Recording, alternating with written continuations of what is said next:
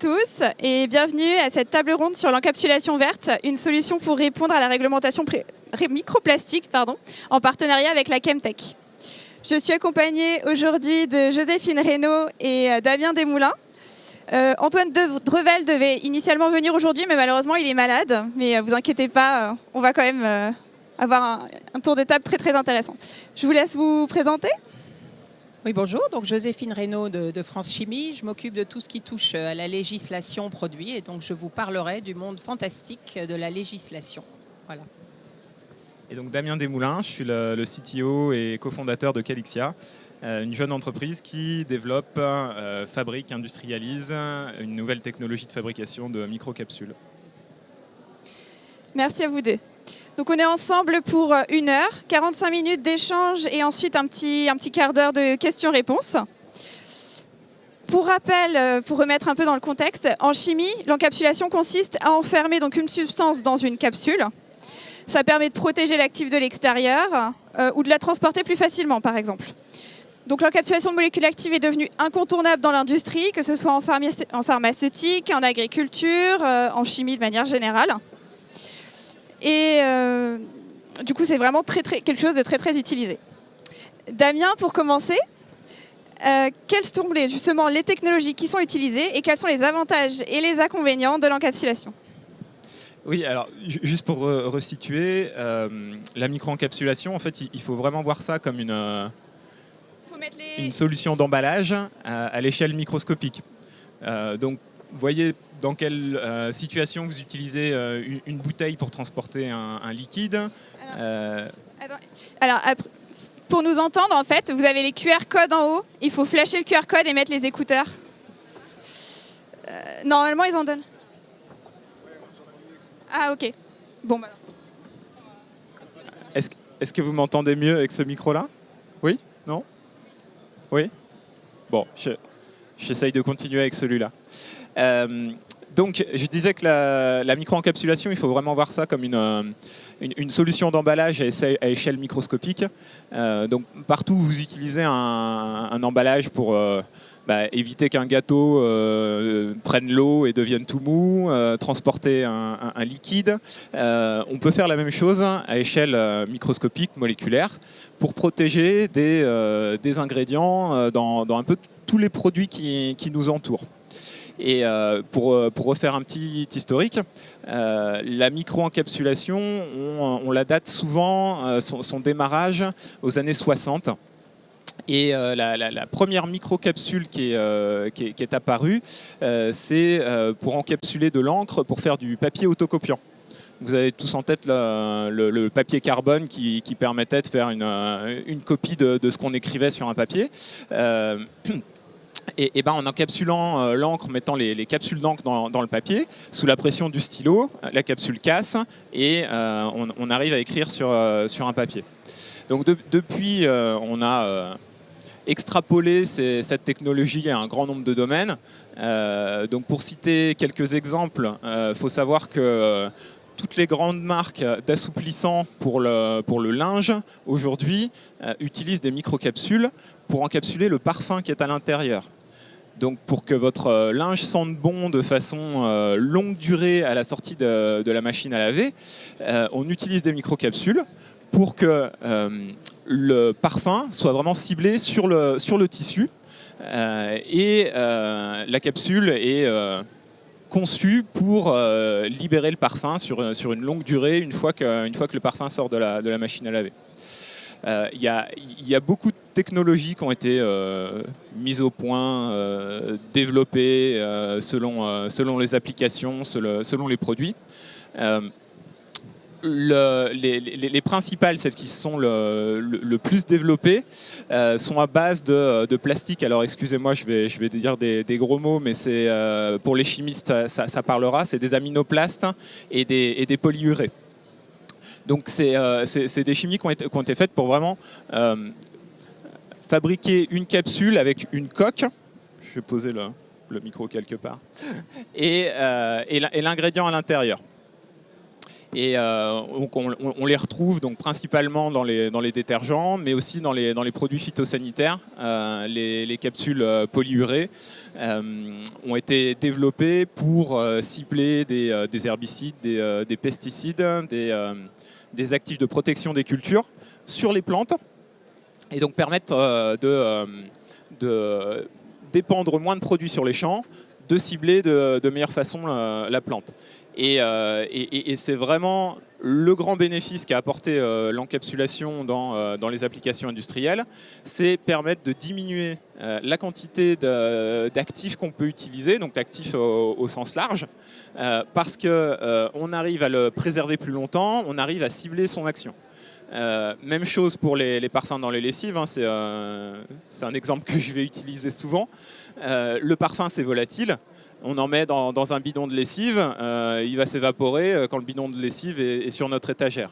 Le fait de l'emprisonner dans ces microcapsules, on supprime cette évaporation et donc on met moins de parfum dans l'assouplissant dans la lessive pour la même efficacité au bout du compte. Et donc, à travers les années, on a réussi à diminuer la quantité de parfum dans les lessives, à diminuer la quantité d'herbicides qu'on peut épandre sur un champ. Et donc, la micro-encapsulation a vraiment apporté ce bénéfice sur la toxicologie des produits, hein, faut le dire. Maintenant, reste qu'on s'est aperçu dans les années récentes que les produits qu'on utilise pour former la coque des capsules, donc les fameux aminoplastes et polyurées, sont des plastiques qui ne sont pas biodégradables et qu'on appelle maintenant sous la dénomination de microplastiques. Donc on épand des microcapsules d'un herbicide dans un champ. En fait, ces microcapsules sont là pendant des centaines d'années, le temps que le plastique se biodégrade. Et donc ça devient un problème de santé publique majeur, puisque on a une accumulation de ces produits-là dans les sols, puis dans les rivières, et enfin et surtout dans les océans, qui sont un peu le dépotoir de la planète, puisque tout finit au fond de l'océan.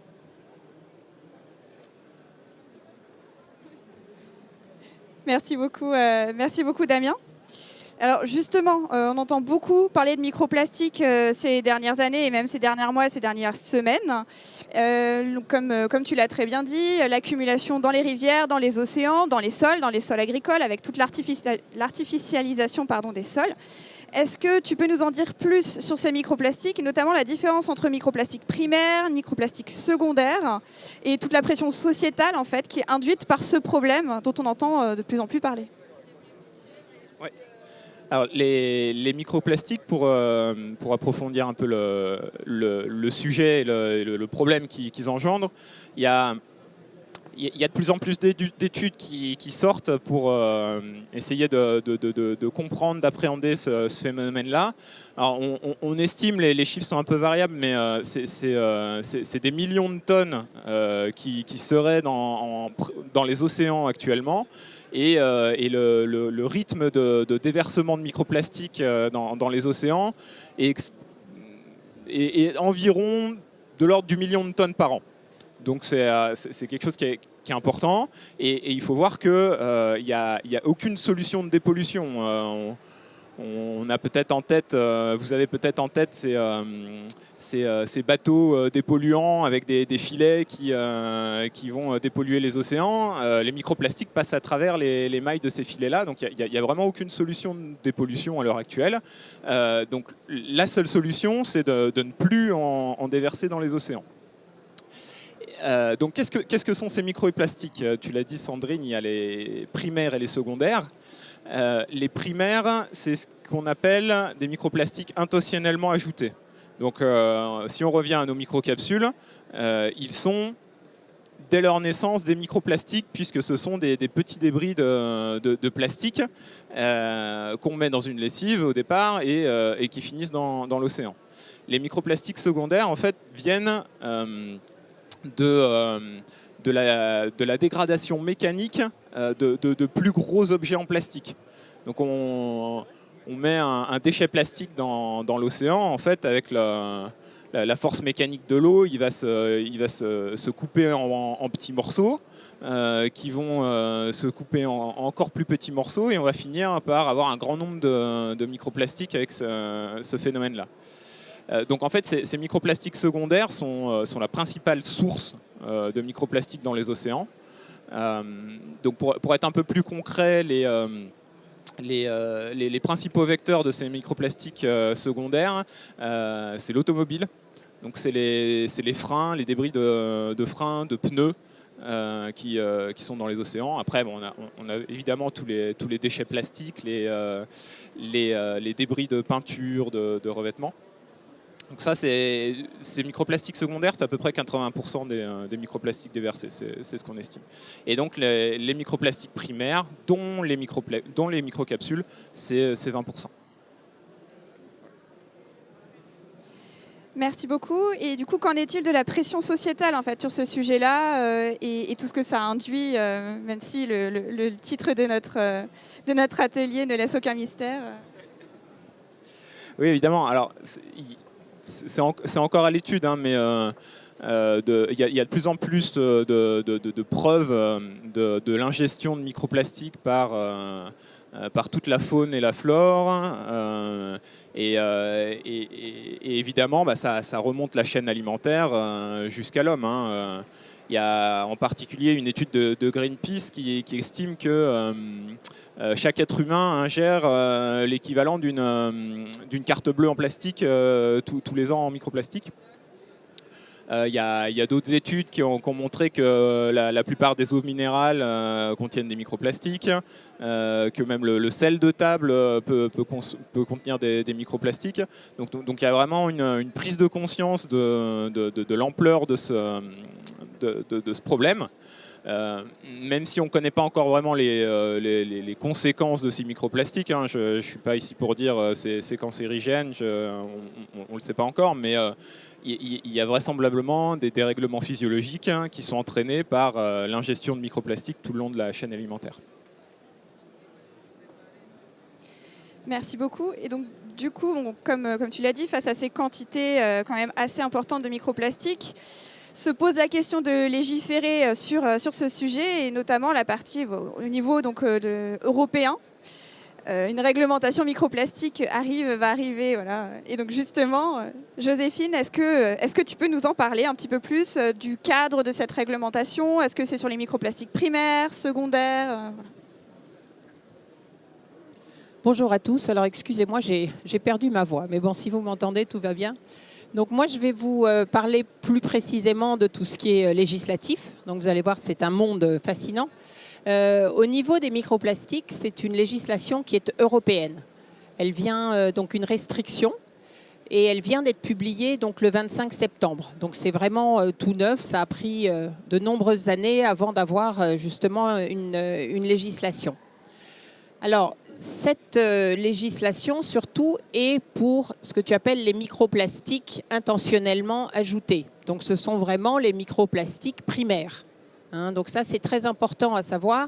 Ça ne prend pas du tout en compte l'usure, etc. Alors, ce qui est très important aussi à savoir, c'est que quand vous avez une restriction, souvent, vous avez 3 niveaux. Donc, la première, ce sont les microplastiques, on appelle ça exemptés. Donc, ça veut dire que la loi ou la restriction ne s'applique pas. Hein, donc là, pour le coup, vous avez 3 types de microplastiques qui ne sont pas touchés par cette restriction. Donc, vous avez tout ce qui est biodégradable, vous avez tout ce qui est soluble, en dessous justement d'un certain niveau, et puis après, vous avez aussi tout ce qui est non chimiquement modifié. Donc ça, c'est vraiment les différentes microplastiques qui ne sont pas touchés par cette restriction. La deuxième partie, c'est ce qu'on appelle des microplastiques dérogés. Alors là, la restriction elle-même ne touche pas ces différents secteurs. Vous en avez à peu près 10. Donc le côté restriction n'est pas touché. Par contre, vous avez des éléments d'étiquetage.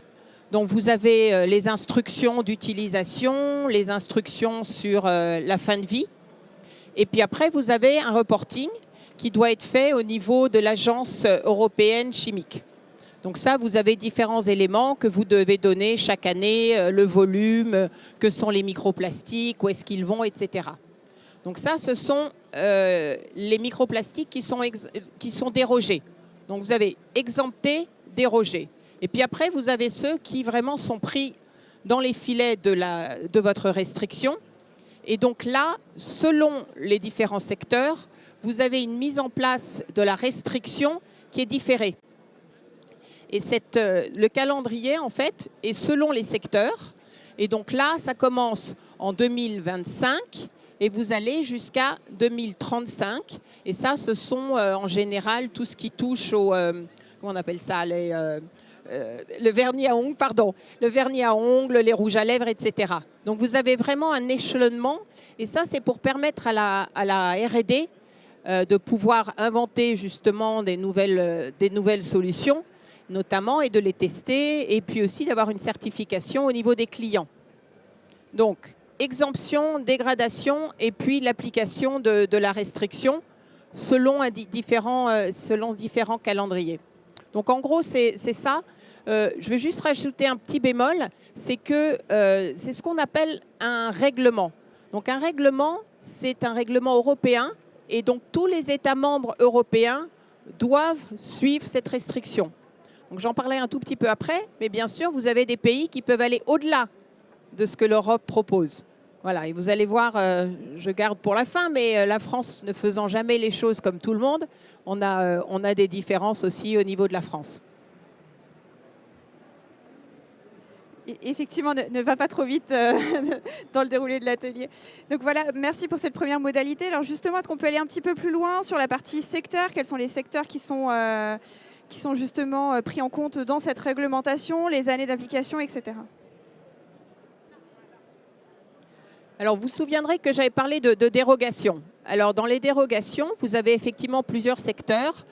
Vous avez en fait souvent les secteurs qui sont déjà réglementés par les fertilisants, justement, tout ce qui touche aux détergents, etc., aux phytos. Donc ça, il n'y a qu'une obligation de faire un reporting ou de faire justement des étiquetages. Alors après, vous allez avoir les différents secteurs qui justement seront soumis à la restriction. Donc là, vous avez justement, entre autres, les détergents, mais vraiment les microplastiques. Vous avez, je ne sais plus, on a tellement, tout ce qui touche justement à l'automobile, tout ce qui touche en fait à la chimie et à ses applications. Donc en fait, il doit y en avoir une dizaine qui ont des calendriers donc espacés. Merci. Alors du coup, tu t'en as déjà un petit peu parlé tout à l'heure. Ça, c'est plutôt la réglementation donc européenne, ces dérogations, exemptions, etc. Qu'en est-il de la France sur cette partie des microplastiques et notamment en lien avec la loi AGEC? Alors, la loi AGEC, c'est la loi qui touche à tout ce qui est économie circulaire. Dans la loi AGEC, vous avez un article qui s'appelle l'article 82 qui justement touche les microplastiques. Alors, cette loi a été votée avant que la restriction ait été finalisée et même publiée. Donc, ce qui s'est passé au niveau de la loi AGEC, c'est qu'ils ont été beaucoup plus finalement durs, non seulement sur les secteurs qui vont être touchés par la restriction, mais également par rapport au calendrier. Donc, je ne sais plus si vous vous souvenez, j'avais parlé là des différentes calendriers de restriction. Donc, ça va de 2025 jusqu'à 2035. Et en France, toutes les restrictions doivent rentrer en vigueur 2027. Donc, je ne sais pas si vous voyez la différence, elle est vraiment, elle est quand même énorme. Là, il y a ça. Et puis après, le gros problème pour nous, en tant qu'entre autres chimistes, c'est que quand vous avez une loi, vous devez avoir des décrets qui en fait définissent, on va dire, les modalités. Et là, sur les modalités d'étiquetage notamment, décret, nous n'en avons pas pour l'instant. Donc, oui, on peut en interdire. Oui, on a besoin d'étiquetage, mais pour l'instant, n'ayant pas le décret, eh ben, c'est très difficile pour notre industrie, justement, de pouvoir savoir quoi faire. Donc pour l'instant, ce décret est en train d'être discuté au niveau du cabinet de la Première ministre. Mais bon, pour l'instant, on n'a pas de nouvelles. Et puis, donc voilà. Donc la France est plus dure là-dessus, mais c'est notamment parce que la loi est rentrée en vigueur avant. Merci, merci beaucoup Joséphine. Du coup, en résumé pour l'instant des premiers échanges qu'on a eus, l'encapsulation est quand même très utile pour toutes les raisons qui ont été exposées. On ne peut pas juste simplement s'en passer. On est quand même obligé de continuer avec cette technologie, quand même beaucoup d'avantages.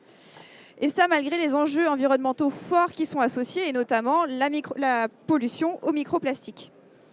Suite à une pression sociétale quand même assez importante, on a une réglementation qui arrive. Voilà, comme l'a dit Joséphine, a été publiée même très récemment.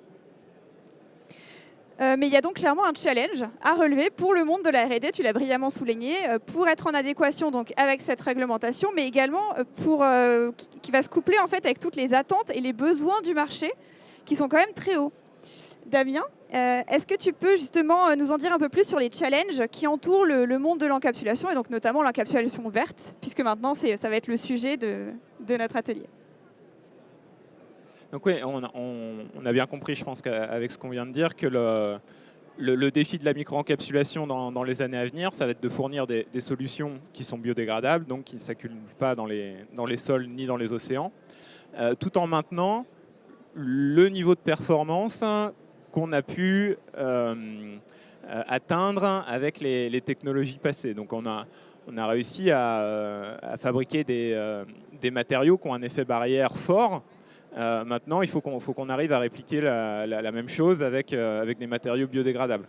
Donc, je faisais le parallèle avec l'emballage au début de la table ronde, mais on a déjà vécu ça avec les sacs en plastique. Hein. Je pense que tout le monde se souvient au moment du passage au sac plastique biodégradable, on cassait tous notre sac plastique en rentrant les courses.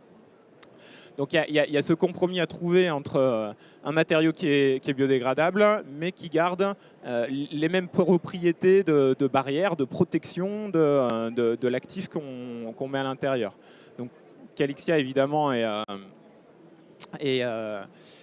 un acteur majeur sur ce domaine-là. Ça fait 8 ans que la société existe et ce compromis entre performance et biodégradabilité, c'est quelque chose sur lequel on travaille tous les jours et on a déjà démontré avec plusieurs ingrédients qu'on arrive à maintenir, voire à améliorer le niveau de performance tout en étant biodégradable.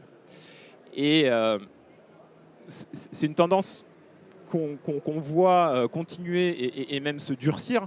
Parce qu'on parle ici de la réglementation sur la capsule en elle-même, sur le matériau de la coque. Il ne faut pas oublier la réglementation sur l'ingrédient qu'on met à l'intérieur de la capsule. Et cette réglementation, elle évolue elle aussi, et dans le bon sens évidemment. Mais ça veut dire qu'on encapsule des matériaux qui sont de plus en plus fragiles, qui ont besoin d'un niveau de protection de plus en plus haut. Donc ce niveau de performance, il va falloir qu'on l'augmente au fur et à mesure que de nouveaux actifs apparaissent sur le marché pour une empreinte environnementale plus faible. Antoine Drevel, malheureusement, n'est pas là, mais il aurait pu nous dire des choses passionnantes sur l'encapsulation de bactéries. Vous imaginez que pour encapsuler des bactéries qui sont des êtres vivants, nos fameuses capsules de polyurée ou d'aminoplastes, c'est quelque chose qui les tue directement. Donc il y a besoin de technologies qui permettent de les protéger tout en les gardant vivantes et même en les stimulant. Merci. Alors effectivement, c'est dommage qu'on ne puisse pas aussi avoir le point de vue d'Antoine et toute la technologie de Capcera. En tout cas, on pourra parler déjà dans un premier temps de la technologie de Calixia. Justement, en quoi réside votre technologie, enfin, en tout cas dans ce que vous pourrez nous dire sans aller sous le sceau de la confidentialité. En quoi elle réside, en quoi c'est de l'encapsulation verte et en quoi justement elle est compatible avec la nouvelle réglementation sur les microplastiques. Alors,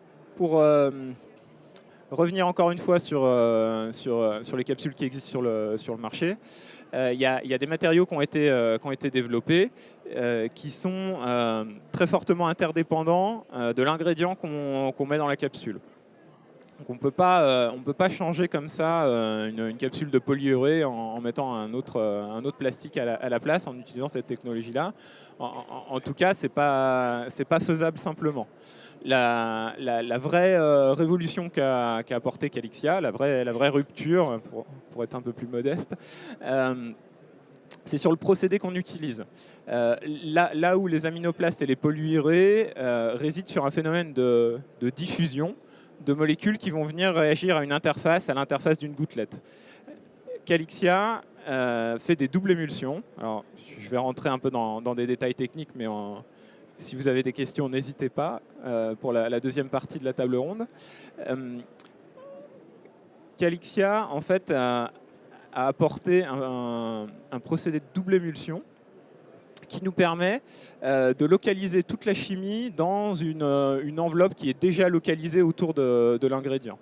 Et le bénéfice de ça, c'est la compatibilité avec un grand nombre de matériaux différents. Là où les polyurées sont dépendantes de certaines matières premières pour que le phénomène de polymérisation de la coque se passe correctement. Le procédé Calixia, en fait, à partir du moment où on a un matériau qui est liquide, qu'on peut ensuite faire réagir pour qu'il durcisse, on peut virtuellement l'utiliser dans notre procédé de double émulsion et fabriquer une microcapsule avec. Et donc cette polyvalence, c'est là que réside la clé de la performance des capsules Calixia. Ça nous permet d'utiliser des matériaux qui sont biodégradables de façon inhérente pour fabriquer la coque des capsules. Et même mieux, on peut jouer sur la chimie de ces matériaux qu'on connaît déjà biodégradables. On peut jouer sur l'épaisseur de la coque pour compenser la perte de performance qu'on a avec la biodégradabilité. Donc pourquoi c'est de la chimie verte? Donc il y a l'aspect toxicologie de ce matériau d'encapsulation là. Après, ce qui est très important aussi pour nous, c'est l'empreinte environnementale de notre procédé. On utilise des conditions qui sont assez douces, donc à température ambiante, là où la plupart de nos procédés concurrents nécessitent de chauffer pendant plusieurs heures. Nous, on a un procédé qui est rapide et à température ambiante. Et puis, il y a aussi forcément le côté biodégradable, mais pas que, l'ensemble du cycle de vie. Si on augmente la performance de l'actif qui est dans la capsule, on augmente la durée de vie du matériau dans lequel on met nos capsules. C'est ce que j'expliquais tout à l'heure. Merci beaucoup Damien. Alors justement, tu as parlé de la partie procédé. C'est vrai qu'on parle de la R&D forcément sur les capsules pour la partie microplastique par rapport à la réglementation.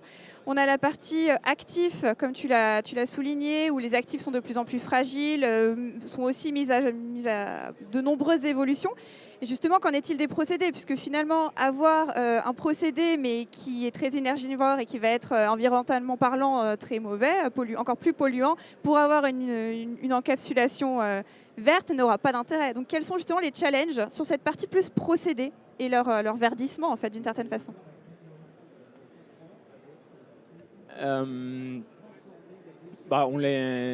Oui, je pense que je les ai déjà cités. Il y a l'aspect température, il y a l'aspect pression, il y a l'aspect déchets.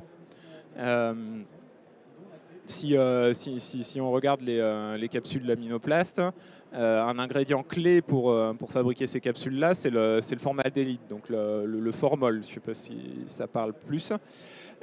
Donc le formol est utilisé dans la fabrication de ces capsules, mais c'est aussi un déchet du procédé de fabrication des capsules. Donc il y a du coup cette gestion de ce déchet à avoir, à considérer quand on parle du procédé. Sur le procédé Calixia, le seul déchet qu'on génère, c'est de l'eau avec un gélifiant. Donc c'est un déchet qui est facilement traitable en station d'épuration et donc sur l'ensemble du procédé, on n'a pas de déchets toxiques générés, par exemple, pour parler de Calixia. Merci. Donc merci du coup pour l'exemple de Calixia. Normalement, devait s'ajouter également la technologie de Capcera qui est un petit peu différente. Les secteurs d'application étaient différents, justement, les tailles de capsules. Malheureusement, bon, encore une fois, Antoine Drevel est malade, donc il est tout à fait excusé. En tout cas, ces deux technologies montrent que, déjà, elles sont issues de la recherche française. C'est quand même à souligner, ces deux sociétés qui sont deep tech. Ça montre également qu'il y a encore beaucoup de recherches à faire sur ce thème-là et qu'elles sont une réponse quand même crédible à cette réglementation qui va bientôt se mettre en application et, comme l'a souligné Joséphine, un peu plus en avance de phase en France que dans les autres pays européens, en tout cas pour l'instant. Bien entendu, l'intérêt donc de ces deux exemples, c'était qui résidait dans leurs différences de technologie, différences de secteur d'application et adéquation avec la réglementation, mais il y en a bien d'autres. On peut citer beaucoup de sociétés comme M2I, Capsulae, Encapsys, etc. Pour la France, il y en a également beaucoup dans le monde, puisque le problème, encore une fois, est quand même mondial. On a vu, par exemple, il y a un article il y a quelques mois, je crois, sur une collaboration entre BASF et le MIT pour faire des encapsulations à partir de protéines de soie. Donc il y a beaucoup de choses qui sont en train de se faire actuellement. Mais ça montre encore une fois toute la chimie verte et l'étendue des possibilités de ces secteurs-là. Finalement, Damien, si on revient justement à ce problème-là et si on prend à l'envers, en quoi finalement cette réglementation permet à vos solutions et forcément à celles de vos concurrents d'émerger ? Forcément, il y a un nouveau marché qui se crée sous la pression du consommateur final, forcément, mais qui est accéléré par la réglementation. Là où avant, on avait un désir de nos clients d'aller vers des solutions plus durables, plus vertes, mais qui se matérialisaient par simplement un intérêt. Maintenant, on a des dates qui sont fixées et donc on a vraiment un calendrier qui doit se mettre en place pour que les solutions alternatives arrivent sur le marché. Donc c'est un vrai intérêt pour nous pour accélérer le développement et le déploiement de nos solutions d'encapsulation verte, simplement. Merci beaucoup. Du coup, on allait un petit peu plus vite que ce qu'on pensait, mais c'est pas grave, ça nous laissera plus de temps pour la partie questions-réponses qui, j'espère, seront nombreuses. En tout cas, en conclusion, l'encapsulation verte est une réponse donc crédible aux enjeux environnementaux et réglementaires actuels, et notamment à la réglementation pour les microplastiques. À ces derniers s'ajoutent quand même les challenges forts autour de la nature des actifs dans les capsules, mais également des procédés d'obtention de ces capsules et de ces actifs qui doivent se verdir pour être en accord avec toute cette pression finalement environnementale qui est quand même assez forte. Merci à tous pour cet échange. Je vais laisser la parole à Simon Gianordoli, qui est donc de la Chemtech, le partenaire de notre table ronde, qui va nous donner du coup le mot de la fin et introduire la session de questions-réponses. Merci Sandrine, merci à tous. J'espère que vous m'entendez. La Chemtech est en partenariat avec cette table ronde. Merci pour les échanges. La Chemtech, c'est quoi ? C'est le premier réseau de start-up de la chimie en France qui compte un peu plus de 100 acteurs aujourd'hui émergents, dont Calixia. Le réseau est co-géré en partenariat entre BPI France et France Chimie. Le but pour nous, depuis un peu moins de 2 ans, c'est de promouvoir ces startups de la chimie en France qui ont envie de s'industrialiser en France et de proposer des solutions innovantes pour le secteur.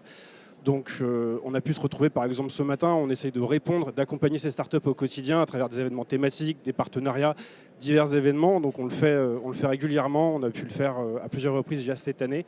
Donc si vous êtes une startup de la chimie verte, innovante en France ou que vous en cherchez une, vous m'appelez, on est là. Vous tapez la Chemtech sur Google ou dans LinkedIn, vous nous contactez parce qu'on a beaucoup de collaborations, beaucoup de choses à mettre en valeur. C'est le cas aujourd'hui. Je tenais à souligner la qualité des échanges et ce que Calixia a pu montrer aujourd'hui. Je ne ferai pas plus long. Je reste à disposition si vous avez des questions ou des besoins. Merci à tous. Je vous propose qu'on prenne peut-être des questions s'il y en a dans la salle. Je vais faire passer le micro s'il y en a déjà. Levez la main, si jamais. Voilà. J'en ai une première, mais qui est pour Cadixia. Damien, vous avez un petit coq rouge ici. Mais c'est pas le coq rouge qu'on a l'habitude de voir, chez la French Tech. Il a un peu plus de relief. C'est le coq rouge des lauréats French Tech 2030. Est-ce que vous pouvez nous expliquer ce que c'est et en quoi ça va être un nouvel accompagnement pour Cadixia? Je ne suis pas spécialiste des reliefs du coq, donc je n'avais pas cette subtilité-là. Donc je suis assez fier d'avoir un des seuls coqs de French Tech 2030. Donc oui, effectivement, on est lauréat d'une promotion de 120 entreprises françaises qui ont le label French Tech 2030. Donc qui nous a été décerné par rapport au côté environnemental et innovation de rupture des solutions qu'on propose, et aussi et surtout pour l'ambition de réindustrialisation de la France qu'on porte. Donc on est assez fiers de dire qu'on est une entreprise internationale basée en France. On a bénéficié de tout l'écosystème de la recherche française, de l'entrepreneuriat français, donc en particulier la Chemtech, mais pas que, la recherche académique. Et donc, cette première phase de maturation technologique étant achevée, pour nous, pour passer à l'échelon supérieur, c'est l'industrialisation et puis le déploiement à grande échelle de notre procédé de fabrication de capsules qui est le grand enjeu du moment.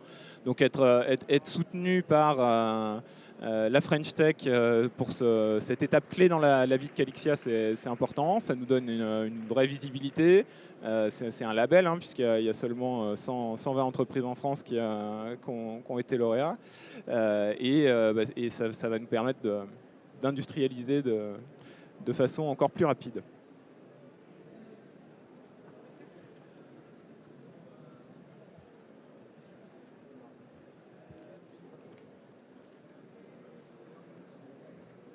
Bonjour, ce serait essentiellement des questions concernant la durée de vie en fait, des capsules. Donc on a vu la problématique de biodégradabilité, que vous pouvez en fait trouver une solution pour l'instant pour y répondre en augmentant le nombre de couches. Pour l'instant, la durée de vie d'une capsule est de combien de temps? Et le deuxième point, je n'ai pas bien entendu, tout à l'heure, vous avez dit que les capsules, les seuls déchets que ça générait, c'était de l'eau et autre chose. Et ce qui veut dire aussi qu'à ce moment-là, si c'est de l'eau et un autre composé, au niveau de l'application même, ça veut dire qu'on génère une arrivée d'eau en fait. On va humidifier le milieu. C'est bien ça ?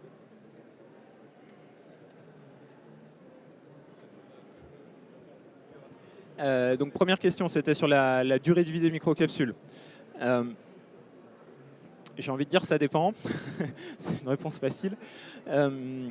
Les tests de biodégradabilité donc, qui sont dans la réglementation européenne, je ne sais pas si Joséphine pourra nous en dire plus tout à l'heure, ils donnent une durée au bout de laquelle un certain pourcentage du carbone des capsules doit être transformé en CO2 par des bactéries. Donc ça donne une idée de la durée de vie.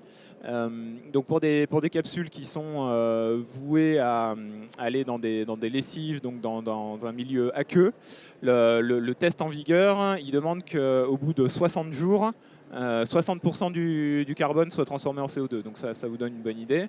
Par contre, pour des capsules qui finissent dans le sol, la durée est plus longue. L'enjeu, en fait, c'est qu'au bout d'une saison, il n'y ait plus de traces dans le sol. Donc, on demande que les capsules disparaissent au bout d'un an dans le sol. Voilà. Après, on sait faire beaucoup de choses différentes chez Cadixia. Pour d'autres applications dont on n'a pas parlé ici parce que pas concernées par cette réglementation microplastique, on sait faire des microcapsules qui durent beaucoup plus longtemps. pour des applications en particulier dans le domaine des matériaux où on a besoin d'une durée de vie qui va jusqu'à plusieurs années, plusieurs dizaines d'années du matériau en question. La question sur les déchets générés, effectivement, j'ai été un peu rapide là-dessus. Donc pour reprendre le procédé de fabrication de Calixia, en fait, on a besoin d'une matrice de fabrication pour générer ces gouttelettes qu'on va solidifier pour faire des capsules par la suite. Et en fait, cette matrice, donc qui représente en fait une espèce de support pour que la microcapsule se fasse, c'est un gel à queue. Donc ce gel à queue, il nous sert plus à rien une fois que la capsule est solidifiée et devenue solide. Donc en fait, c'est ça notre déchet. Donc à l'heure actuelle, c'est un déchet qu'on ne valorise pas nous-mêmes directement. On a des projets en cours pour le réutiliser, le réinjecter dans le procédé, le valoriser en station d'épuration. Enfin, il y a beaucoup de choses qui sont possibles. Et qui sont possibles parce que ce déchet n'est pas toxique, il n'y a pas de formol dedans, ce que je disais en comparaison avec des capsules aminoplastes qui existent. Il y en avait une troisième? Non, oui.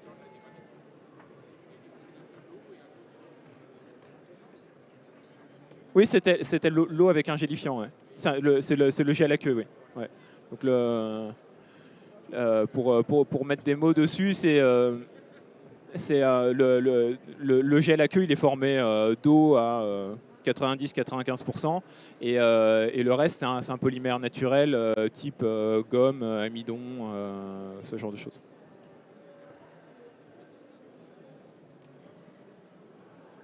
Est-ce qu'il y a d'autres questions? Oui, madame. Bonjour, merci pour votre intervention. Le fameux gel dont vous parlez, c'est au moment du process, si j'ai bien compris. Par contre, une fois que la capsule est partie dans la lessive, par exemple, qu'est-ce qui reste quand elle a fait son travail ?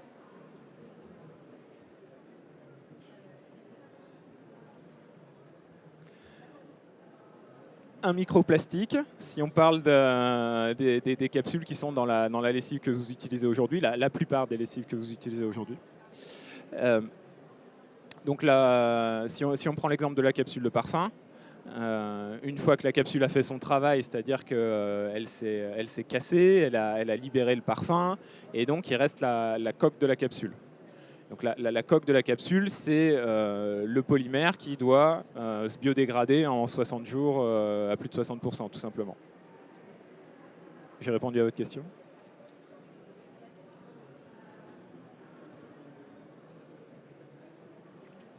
Est-ce qu'il y a d'autres questions dans la salle? Je peux me déplacer à toutes les rangées, ça ne me pose aucun problème. N'hésitez pas.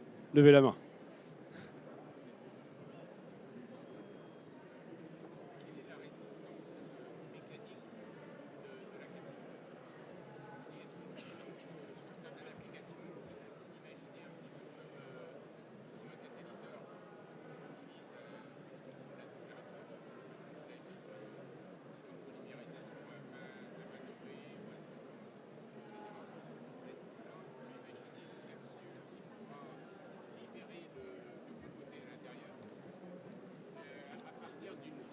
Fixée.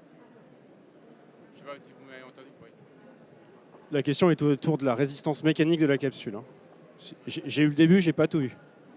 J'ai pas eu toute votre question en entier. Ouais, mais c'était principalement ça, si on peut la fixer.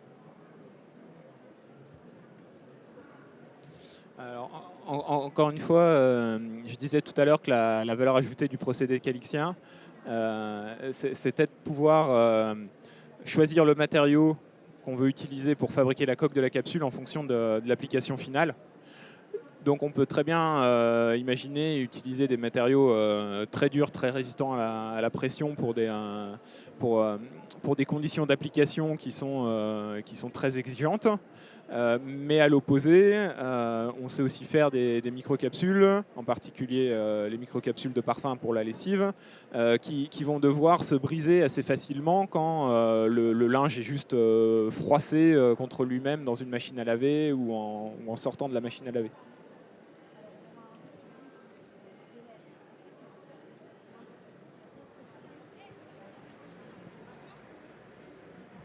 Est-ce que vous pouvez le faire passer, s'il vous plaît? Merci. Donc, la question est plutôt sur la réglementation, mais dans le reste du monde. On parle un peu de l'Europe et je me questionne à savoir si vous sentez que le reste de la planète suit un peu les pas de l'Europe.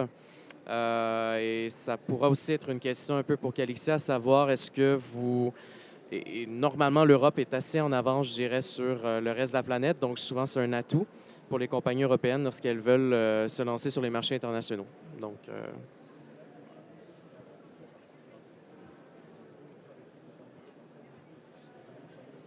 Là, vous avez plus que raison. En Europe, nous sommes à peu près ceux qui sont les plus compliqués, on va dire, hein, pour remplir tout ce qui est législatif. Donc moi, pour l'instant, ailleurs qu'en Europe, je n'ai pas entendu parler de législation ni quoi que ce soit. Maintenant, là où ça touche beaucoup d'entreprises à l'extérieur de l'Europe, c'est que eux, quand ils ramènent leurs produits en Europe, ils sont obligés d'adhérer à la législation.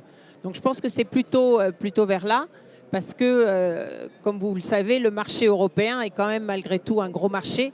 Et donc, c'est ça la grosse problématique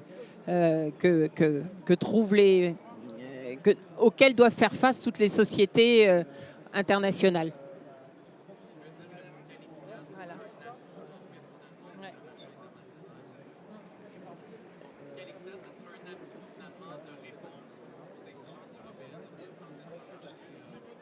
Ouais. Effectivement, nous, ce qu'on entend des marchés, c'est exactement ce que tu dis, Joséphine. Tout le monde s'attend à ce que l'exemple de l'Europe soit suivi par le reste du monde. Donc on scrute évidemment les réglementations qui vont arriver à la suite de l'Europe. Mais voilà, nos clients nous disent clairement que la solution européenne, ils la déploieront dans le reste du monde après.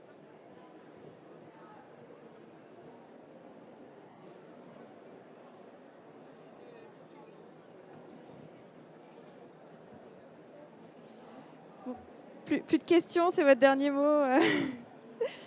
En tout cas, merci à tous. Merci de nous avoir écoutés. Je vais clôturer cette table ronde. Merci à vous deux d'avoir répondu présent et on va laisser la place pour la table ronde suivante. Bon après-midi et bon salon à tous.